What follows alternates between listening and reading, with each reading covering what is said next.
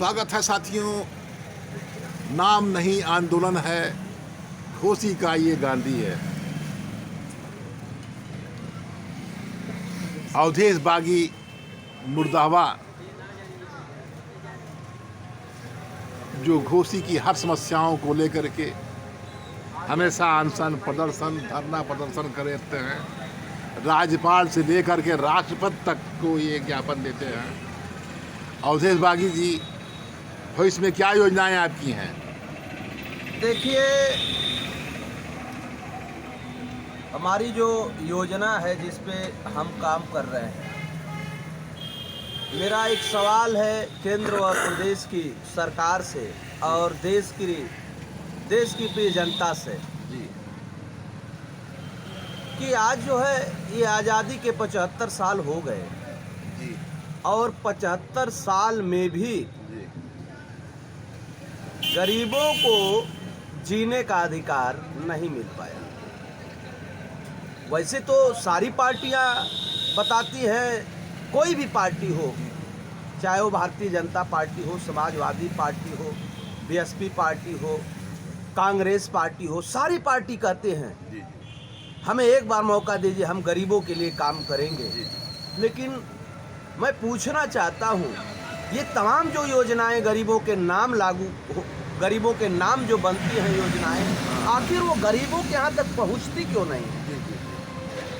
अभी आप देख लीजिए, ये जो राशन कार्ड का सवाल है, ये जो आवास का सवाल है, ये जो ज़मीन का सवाल है, ये जो अभी 1,000 रुपया जो एक कार्ड बना है, कौन सा कार्ड है? ई श्रम कार्ड, ई श्रमिक कार्ड। देखिए, इस श्रमिक कार्ड में जो ई श्रमिक कार्ड बना है, उस कार्ड में आप बता दीजिए कि गरीबों के यहाँ तक जा रहा है उसके माध्यम से पैसा। अभी हम तो मिल रहे हैं गरीबों से। अभी ये जो डोम समाज के लोग हैं बेचारे, इनको आवास की ज़रूरत है, एक भी आवास बता दीजिए। ये जो मुसहर समाज के लोग हैं, इनको आवास की आवश्यकता है। ये जो नट समाज के लोग हैं, आज भी ये मांगते खाते हैं। सरकार की तो स्कीमें काम कर रही हैं। ये जो 2 यूनिट का मामला है, जिसके पास 5 बीघा है उसको भी 2 यूनिट का राशन कार्ड हो गया, जिसके पास 4 बीघा है उसको भी 2 यूनिट का राशन कार्ड बन गया, जिसके पास 3 बीघा है उसे भी 2 यूनिट कार्ड, जिसके पास 1 बीघा है उसको भी 2 यूनिट का कार्ड, और जिसके पास एक भी बिस्वा नहीं है उसको भी 2 यूनिट का कार्ड। कहाँ है आप गरीबों को आगे लाने की बात कर रहे हैं? अरे भाई, मैं कह रहा हूँ कि आप 5 बीघा में बो रहे हैं, आपको खाने के लिए हो जा रहा है, लेकिन वो जो गरीब जिसके पास जो डेली मांगता खाता है, उसके पास 1 बिस्वा भी ज़मीन नहीं है, वह 10 किलो राशन में कैसे अपना जीवन यापन करेगा? मैं कहना चाहता हूँ सरकार से, अभी आपने देखा इस कड़ाके की ठंड में ये जो कंबल की व्यवस्था सरकार की एक योजना है, जो गरीबों को इस कड़ाके ठंड से बचाने के लिए कंबल बांटा जाता है। आप देखें इसी तहसील के अंदर शाम को जब शाम होता था तो एसडीएम और तहसीलदार के द्वारा प्रधानों को बुला करके और 20-20, 5-5 कंबल दिया जाता था, और वो कंबल रात को जाता था। कंबल किसको दिया गया? कौन से गरीबों को दिया गया? आपको बता दें, प्रधान जी ले गए कंबल, अपने लोगों के सगे संबंधी को कंबल ले जा करके बांट दिए। लेकिन मैं कहना चाहता हूं, आप चलिए, यदि गरीबों के लिए कंबल आता है तो चलिए उन गरीबों, जो गरीब आज भी इस कड़ाके की ठंड में कंबल का इंतजार कर रहे हैं, लेकिन कंबल उनके यहाँ जाता है जो 2 दिन रखते हैं, तीसरे दिन भैंस के ऊपर डाल देते हैं, और आज भी वह गरीब अपनी झोपड़ियों में तिरपाल डाल करके डोम और मुसहर नट समाज के लोग रहते हैं, और आज भी वो इंतज़ार कर रहे हैं कि ठंड से बचने के लिए कंबल मिलेगा। आज मिलेगा, कल मिलेगा, परसों मिलेगा, लेकिन सरकार की जो स्कीमें हैं पूरी तरीके से फेल है।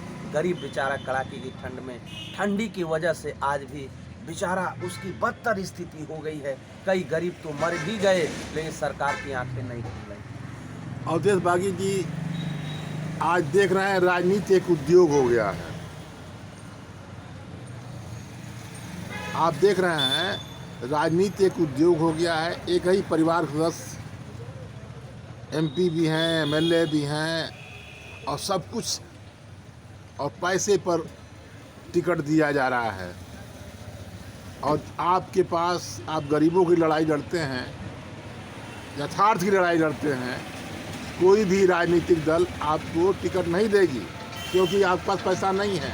इस पर क्या कहना चाहते हैं आप? देखिए, ये तो आपका सवाल बहुत अच्छा है, क्योंकि सबसे बड़ी विडंबना तो ये है कि अब तो नहीं राजनीति का ही कोई अस्तित्व रह गया है, न राजनेताओं का कोई अस्तित्व रह गया है, और ना ही जनता का भी कोई अस्तित्व रह गया है। मेरा तो सवाल है उस जनता से, इस जनपद की जनता से मेरा सवाल है कि जब जब घटनाएं घटती हैं, कौन से जितने कैंडिडेट आज चुनाव में आ रहे हैं, कौन सा कैंडिडेट पूछने आता है? अभी इसी थाने घोसी के अंदर जब मुकेश यादव की निर्मम पिटाई से हत्या हुई थी, पिरहौल मोड़ पे हमने रोड जाम किया था, मेरे ऊपर मुकदमे लिखे गए। हरौली के 18 साल की जिसकी शादी थी, निर्मम हत्या हुई, लाश को नहर पे फेंका गया। हमने जनता के साथ उस संघर्ष में खड़ा हुआ, मेरे ऊपर मुकदमा लादा गया। भीम सिंह पटेल का लड़का मरा चौथी मील पे, विद्यालय का गेट गिरने से हमने संघर्ष में उस परिवार के साथ खड़ा हुआ, मेरे ऊपर मुकदमा लादा गया। विपिन बिहारी पाठक का लड़का जो लालमैन था, वो ड्यूटी पीरियड में उसकी मौत हुई, उस परिवार के साथ संघर्ष में मैं खड़ा हुआ, मेरे ऊपर मुकदमा लादा गया। माली की अमिला में हत्या हुई, खड़ा हुआ, मुकदमा लादा गया। प्रजापति की निर्मम हत्या हुई, उसके साथ खड़ा हुआ, मेरे ऊपर मुकदमा लादा गया। पूना पार में हत्या हुई और लाश को पेड़ में टांगा गया, उस परिवार के साथ खड़ा हुआ, मेरे ऊपर मुकदमा ला दी गई। चिरैया कोट असलपुर गांव के मुन्ना राव बागी की हत्या हुई, संघर्ष में खड़ा हुआ, मेरे ऊपर मुकदमे लादे गए। उसके भतीजे की हत्या हुई, संघर्ष में खड़ा हुआ, मेरे ऊपर मुकदमा लादे गए। इस तरह से मैं बताना चाहता हूँ, जब जब जनता की समस्या को लेकर के संघर्ष के साथ उस जनता के साथ खड़ा होता हूँ, यही सरकार और प्रशासन के लोग हमारे ऊपर मुकदमे लाते हैं। 45 मुकदमे हो गए। मैं कहना चाहता हूँ, यदि जनता इंसाफ खोजती तो कहाँ है वो? यदि जनता ही, मैं कहता हूँ कि जनता यदि ईमानदार है, जनता यदि नेता खोजना चाहती है, तो क्यों नहीं मुझे दिख रही है जनता को? मैं क्यों नहीं दिख रहा हूँ? और रहा सवाल इन पार्टियों की बात, आपको बता दूं, अभी देखे हैं जो नेता बहुजन समाज पार्टी में थे और वह नेता बहुजन समाज पार्टी से निकले समाजवादी में गए तो बहुजन समाज पार्टी को गाली दिए। वही नेता समाजवादी से निकले भाजपा में गए तो समाजवादी को गाली दिए। वही नेता भाजपा से निकले फिर समाजवादी में गए, भाजपा को गाली दे रहे हैं। कहाँ राष्ट्रीय नेताओं का ही स्तर है? आप बता दीजिए। हम लोग संघर्ष कर रहे हैं, हम लोग रोड पे संघर्ष करते हैं, दिखाई नहीं देता है, नेताओं को दिखाई नहीं देता है। अरे भाई, हम तो देख रहे हैं पार्टी में बाबा किसी और पार्टी में है, बेटा किसी और पार्टी में है, बाप किसी और पार्टी में है, बेटा किसी और पार्टी में। अभी आप आजमगढ़ में देखिए, रामाकांत यादव जी समाजवादी में है, उनका लड़का भारतीय जनता पार्टी से विधायक। यही आप देख लीजिए, यही आप जितने भी नेता हैं, मैं किनका नाम लूँ? ठीक है ओम प्रकाश जी, आपकी रणनीति क्या भविष्य में?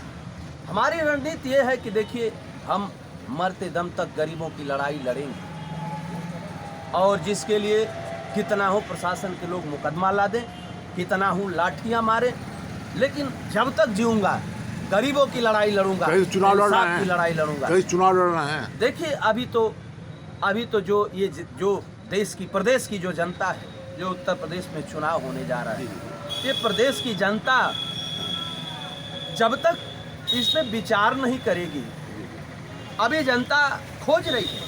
बाप विधायक, बेटा हो उसका विधायक हो, उसके बेटा का बेटा विधायक हो, उसके बेटा का विधायक हो। आप देख लीजिए, चाहे वो फागू चौहान जी हो, उनका बेटा आज टिकट मांग रहा है, दारा चौहान जी हो, उनका बेटा टिकट मांग रहा है, मुख्तार अंसारी हो, उनका बेटा टिकट मांग रहा है, उमेश चंद पांडे हो, उनका बेटा टिकट मांग रहा है, माननीय सुधाकर जी हो, उनका बेटा टिकट मांग रहा है।